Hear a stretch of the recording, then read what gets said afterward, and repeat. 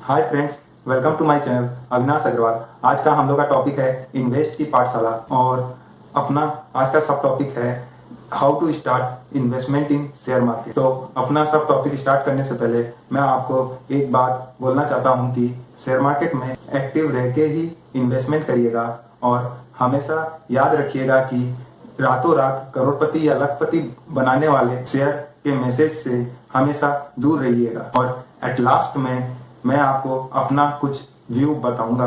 तो चलिए आज का टॉपिक स्टार्ट करते हैं, how to start investment in share market.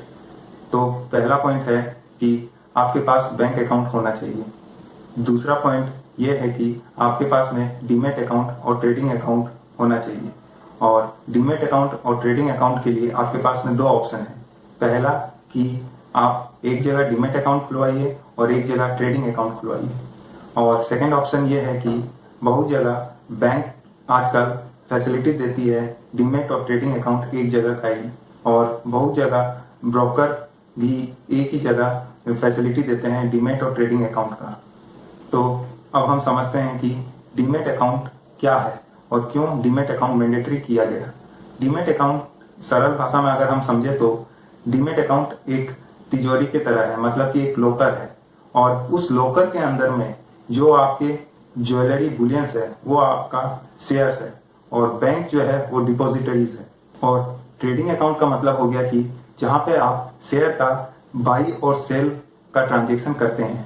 अब हम ये समझते हैं कि डीमैट अकाउंट क्यों मैंडेटरी किया गया। आज से 20 साल 25 साल पहले physical share certificate listed company अपने शेयर होल्डर को देती थी। ये फिजिकल शेयर सर्टिफिकेट के बहुत डिसएडवांटेज होते थे, जैसे कि बहुत बार ये फायर के वजह से जल जाते थे, ये खो जाते थे, और बहुत बार कीड़े लग जाते थे। ये सब बहुत बिग डिसएडवांटेज की वजह से अब डीमैट अकाउंट पूरा मैंडेटरी हो गया है, और अब physical share certificate listed company issue नहीं कर सकती है। तो सब अब जितना भी लिस्टेड कंपनी शेयर अलॉट करती है या फिर जितना भी आप शेयर बाई एंड परचेज करते हैं लिस्टेड कंपनी का रिकॉग्नाइज्ड स्टॉक एक्सचेंज के द्वारा, वो सब अब डीमेटलाइज्ड हो गए हैं, मतलब कि अब आपके डीमैट अकाउंट में डेबिट क्रेडिट होंगे। तो अब हम समझते हैं कि डीमैट अकाउंट में कैसे डेबिट और क्रेडिट होता है। पहले के जमाने में, मतलब कि आज से 10 साल पहले आपका डिलीवरी इंस्ट्रक्शन स्लिप होता था। उसमें अगर बाई या सेल हो शेयर तो दोनों ही समय डिलीवरी इंस्ट्रक्शन स्लिप भर के डिपॉजिटरीज को दिया जाता था, और डिपॉजिटरीज वो डिलीवरी इंस्ट्रक्शन स्लिप देख के डेबिट और क्रेडिट करती थी। और ये डेबिट और क्रेडिट होने के बाद में आपके डीमैट अकाउंट में शेयर रिफ्लेक्ट होते थे, और बहुत बार ये डिलीवरी इंस्ट्रक्शन स्लिप में कुछ गलती के कारण आपका शेयर डेबिट या क्रेडिट नहीं हो पाता था। इसलिए अब सेबी ने एक रूल्स रेगुलेशन लेके आया है कि अब से आपको डिलीवरी इंस्ट्रक्शन स्लिप इलेक्ट्रॉनिकली जमा देना होगा, और वो इलेक्ट्रॉनिकली देने से अकाउंट में डेबिट या क्रेडिट शेयर हो जाते हैं। अब अपना थर्ड पॉइंट ये है कि which broker are genuine and how to purchase and sell of share through broker. Broker जो एनएससी या बीएससी से सर्टिफाइड हैं वही ब्रोकर कहलाते हैं। आप कोई भी लिस्टेड कंपनी का शेयर सेल या बाई करेंगे तो वो आप डायरेक्ट नहीं कर सकते हैं, आपको ब्रोकर के द्वारा ही लिस्टेड कंपनी का शेयर बाई और सेल कर सकते हैं। और ब्रोकर उस बाई और सेल शेयर पर कुछ ब्रोकरेज चार्ज करती है। वो अलग अलग शेयर पे अलग अलग ब्रोकरेज भी हो सकता है, या फिर कोई कोई ब्रोकर फिक्स परसेंटेज लेती है brokerage on share price of the listed company. अब आप ये सोच रहे होंगे कि बाई और सेल ब्रोकर के द्वारा कैसे होता है, तो इसका अब मैं आपको प्रोसेस बताता हूँ। यहाँ पे ब्रोकर आपके बोलने पर बिडिंग प्राइस लगाता है, मतलब कि यहाँ पे एक बिड प्राइस होता है और एक आस्क प्राइस होता है। बिड प्राइस जब बायर बाई करता है शेयर को, आस्क प्राइस तब लगाया जाता है जब सेलर सेल करता है। और यहाँ पे जो आप ब्रोकर को बोलेंगे वो ब्रोकर इलेक्ट्रॉनिकली प्राइस बिडिंग करेगा, मतलब कि अगर आप शेयर परचेज करना चाहते हैं तो बिड प्राइस वो लगाएगा, अगर आप शेयर सेल करना चाहते हैं तो वो आस्क प्राइस में बिड लगाएगा, जितना आप प्राइस बोलेंगे उतने पर। और यहाँ पर सब बिडिंग सब इलेक्ट्रॉनिकली होता है, और सब चीज इलेक्ट्रॉनिक होने के कारण अगर आप बायर है तो ना आप सेलर को जानते हैं कि सेलर कौन सा स्टेट या कौन से जगह से वो शेयर सेल कर रहा है, और अगर आप सेलर है तो आप बायर को नहीं जानते हैं कि कौन से स्टेट कौन से जगह से बायर आपका शेयर परचेज कर रहा है, और ना ब्रोकर सेलर के ब्रोकर को जानता है, ना सेलर का ब्रोकर परचेजर का ब्रोकर को जानता है। मतलब कि यहाँ पे कोई किसी को नहीं जानता है कि कौन कहाँ कौन से इंडिया के स्टेट में या सिटी में या विलेज में बैठकर शेयर सेल कर रहा है। अब मैं आपको एग्जाम्पल के थ्रू से बिडिंग कैसे लगाया जाता है ये मैं अब आपको समझाता हूँ। जैसे इन्फोसिस का प्राइस है, उसका भाव अभी सोच लीजिए 900 रुपीज का है। तो आप अगर परचेजर है और आपका ऑब्जर्वेशन कह रहा है कि अगर इन्फोसिस का शेयर 890 रुपीज में आ जाए तो इसको मैं बाई कर लूंगा। तो आप 890 रुपीज का आने का तो ऐसे आप वेट नहीं कर सकते हैं। तो यहाँ पे एक तो आपके पास में ऑप्शन है बिड प्राइस का, जो कि परचेजर के पास में रहता है। अगर आप 890 पे बिड प्राइस लगाते हैं और 900 से वो 890 पर आता है तो आपके पास में वो शेयर आ जाएंगे, मतलब कि आपके नाम पे वो शेयर परचेज हो जाएगा।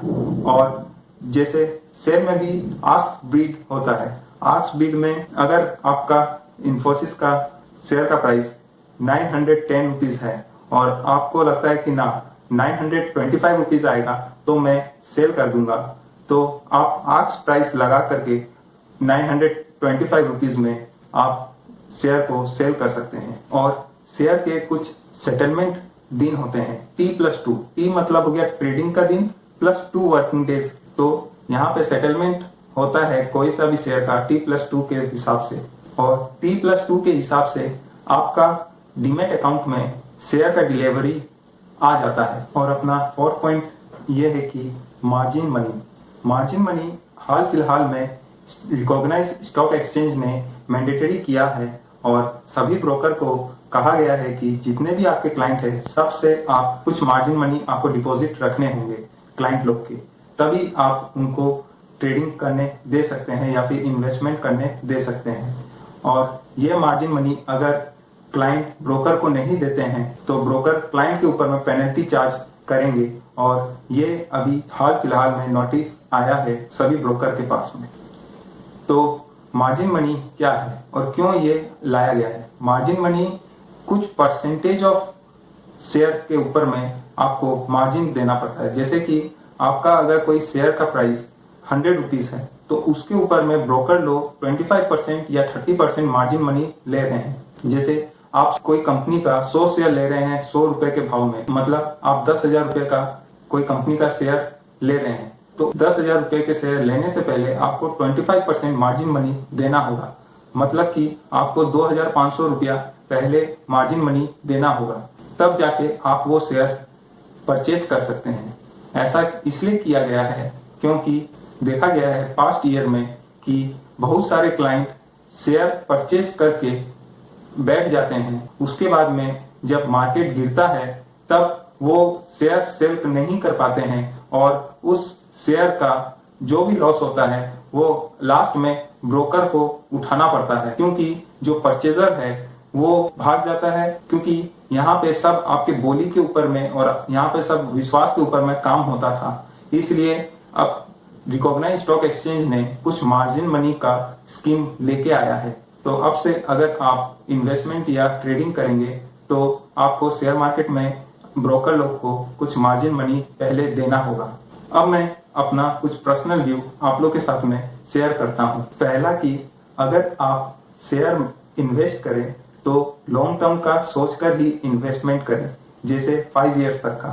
हाँ, बाई चांस अगर आपको शॉर्ट टर्म में 25% या उससे ज्यादा अगर आपको प्रॉफिट हो तो एक बार का आपके होल्डिंग का 50% आप शेयर सेल करके प्रॉफिट बुकिंग कर सकते हैं, या फिर आपको लगे तो आप पूरा 100% शेयर सेल करके आप पूरा का पूरा प्रॉफिट बुकिंग कर सकते हैं। और सेकंड पॉइंट ये है कि एवरी वीक या हर 2 दिन बाद में आपको अपने इन्वेस्टमेंट के ऊपर में इवैल्यूएशन करना चाहिए कि मेरा इन्वेस्टमेंट कैसा परफॉर्मेंस कर रहा है, कोई उसके ऊपर में नेगेटिव न्यूज तो नहीं है, और अगर कोई न्यूज है तो क्या वो न्यूज नेगेटिव इम्पैक्ट करेगा या फिर पॉजिटिव इम्पैक्ट करेगा, वो आपको इवैल्यूएट कर लेना चाहिए, हमेशा एवरी वीक या फिर हर 2 दिन के अंदर में, जिससे आपको कम से कम लॉस होगा।